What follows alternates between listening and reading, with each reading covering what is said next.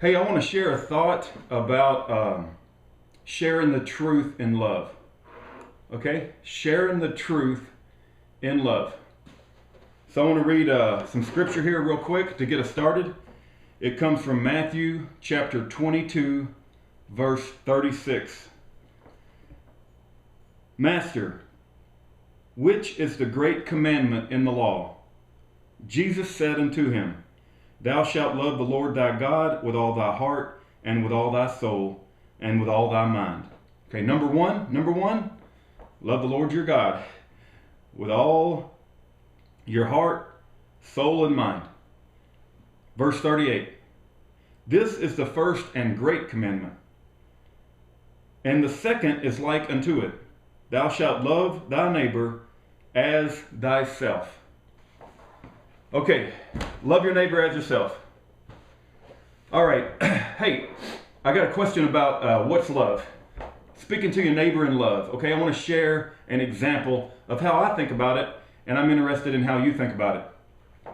Let me give you an example. Let's say you have a friend or even an acquaintance or somebody you just met, and let's say this friend is obesely overweight.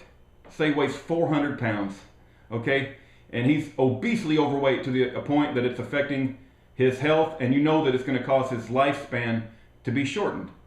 Okay, now when you approach your friend, you could speak to him in love in one way, and you could say, hey friend, hey neighbor, why don't we go out and have a double cheeseburger at McDonald's, and why don't we have some pork chops, and I've got some good Bluebell ice cream, and some mashed potatoes, and I've got some good, corny dogs and cotton candy, and let's have a Snickers bar, and I know a good place where we can stop by and have some donuts, right? That's one way to show love to your fatty friend is, hey, let's go out and have a good evening, have a good meal, double cheeseburger with extra fries, and let's buddy together, and I'll show you some love.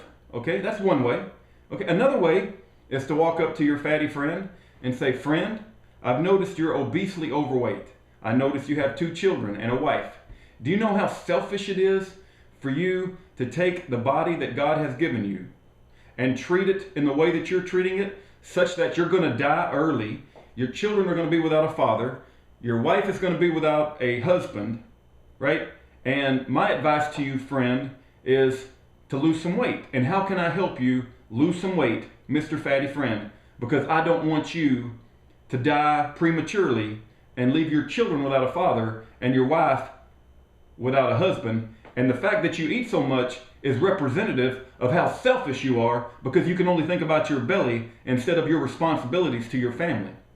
Now, I ask you, is friend number 1 speaking to his neighbor in love, or is friend number 2 speaking to his neighbor in love that might actually get him to think twice about his habits and actually prolong his life and get him back on a track to a healthy lifestyle and maybe improve his relationship with his family?